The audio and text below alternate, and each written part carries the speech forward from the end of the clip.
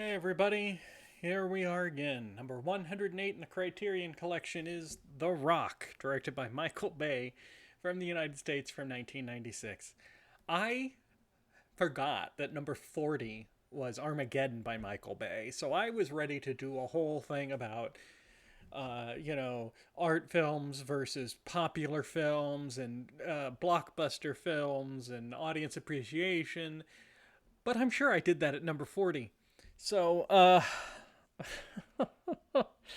it is interesting that Michael Bay movies are in the Criterion Collection because it does tell me that this collection is not just full of snooty film types, but they are trying to capture examples of cinema as a whole. Because honestly, if you want to talk about uh, AAA, blockbuster, action, entertainment, Michael Bay is your guy, right? Lots of explosions. The plot usually works. Like, the plot is fine, the characters are fine, but it's mostly about the spectacle, right? It's about the action, it's about the effects, which is fine. As I'm sure I said in my 40th review, film school. I went to film school. And at least in mine, I can't speak to all film schools everywhere, but at least in mine, they did try to push the idea that blockbuster Hollywood movies bad, indie artsy films good, which is a line I have never bought. Any movie can be good or bad regardless of where it's coming from. Uwe Boll is capable of making a good movie. I don't know that he ever will, but in theory, he has all the same tools that everybody else does. He could. It could happen. And as we saw with, oh gosh, what was the name of it now? Megalopolis. Francis Ford Coppola can make a bad movie. Nothing is sacred, nothing is special, nothing is guaranteed. But all movies have value, whether it be something deep and thought provoking or something that, for a couple hours you get to just relax and enjoy a cool story and a cool spectacle and not worry about your life. All of those have value, which is the thing a lot of my fellow film students, did not understand. Being popular and for the masses does not automatically make it bad or even less valuable. And I like that it seems like the Criterion Collection agrees with me, because this is now two Michael Bay movies that are in here. Um, so I've harped enough on that topic. I'm sure I talked about it on the 40th. So, what is this movie?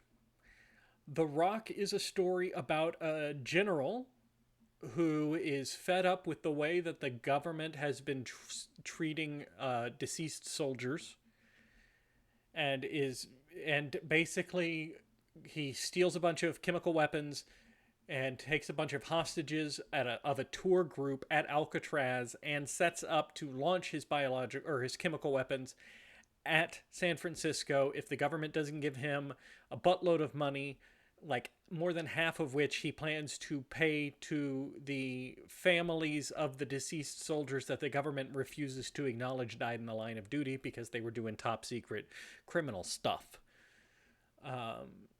So the government has to get two experts on a team. One who is like the greatest chemical engineer of all time who works for the FBI, and the other of whom is a man who once escaped from Alcatraz, so the idea is he can get back in. Nick Cage plays our chemical expert, and Sean Connery plays our escape expert. Which is just two great performances. Honestly, they're a lot of fun in this. They have a whole squad with them. The rest of that squad doesn't matter. I'm shocked if anybody could name one of the other characters on that squad.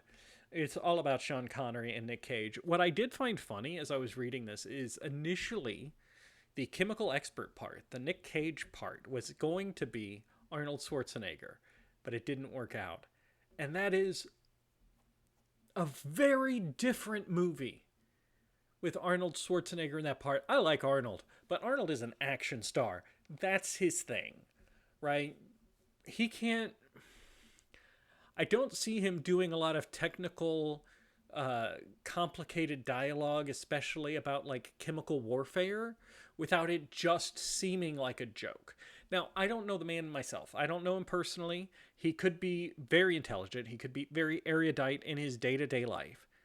I am making no judgments about the person, but the actor in roles that we have seen, it would be hard to suspend disbelief enough to accept Arnold Schwarzenegger as a chemical scientific expert. Right now, we can't believe me as somebody who can speak, so fair.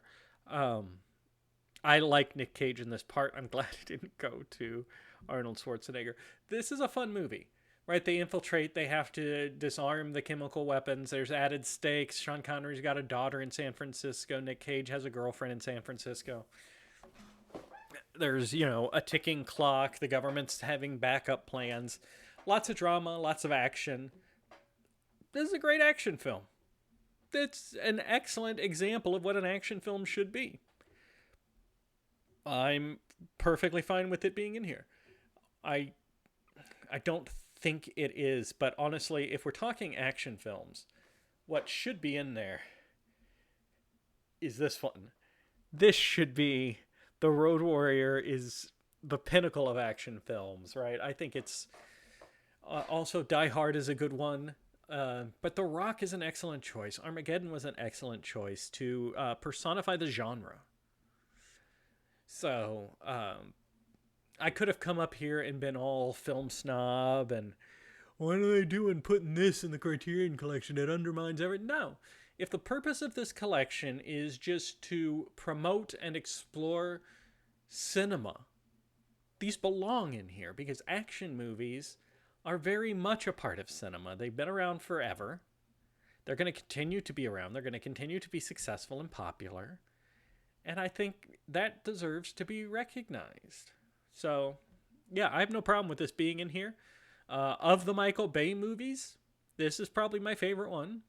It's very good. Not something I generally do not sit around and go, I'd like to watch The Rock today. But if somebody's like, hey, we're going to watch The Rock. Okay, sure. I can do that. But I have a feeling our next movie's going to be a little different. I don't know that for a fact because I haven't seen it. But next time will be number 109, The Scarlet Empress, directed by Joseph von Sternberg from the United States from 1934. We're going to hop in our way back machine. And I will say we've been on kind of a stretch of English language films. The next one is our last English language film for a little bit. Then we've got 3 movies from the same French director and an Italian film. So, foreign films slow down a little bit when I'm reviewing, because I have to make more time for them. It's hard to explain, and I'm not going to. I really have to clear my schedule for a foreign film, whereas the English language films, I still try to pay more attention to these Criterion movies than I do movies I watch recreationally around the house, where often, I'll pull up my phone a little bit here and there or whatever. But it's just, I don't know. The English language films are less of a time sink than the foreign language films. I'm digging the foreign language films. I'm just explaining why we might slow down just a little bit here as I get through this chunk of French films, because we know I have a history with French films. But we have one more film from the United States from 1934 to go. And then we'll do a bunch of French films, an Italian film, then a U.S. film again, then France, then Japan, and it just keeps going. Thank you all for being on me with this journey. I will see you next time. The girls say hi too. There's one of them. Hi, Penny. Penny, do you want to look up for the audience? Penny? Hey, Penny? That is exactly how obedient she is when there's not a camera on her too. They're both very stubborn little girls. Anyway, I'll see you guys next time.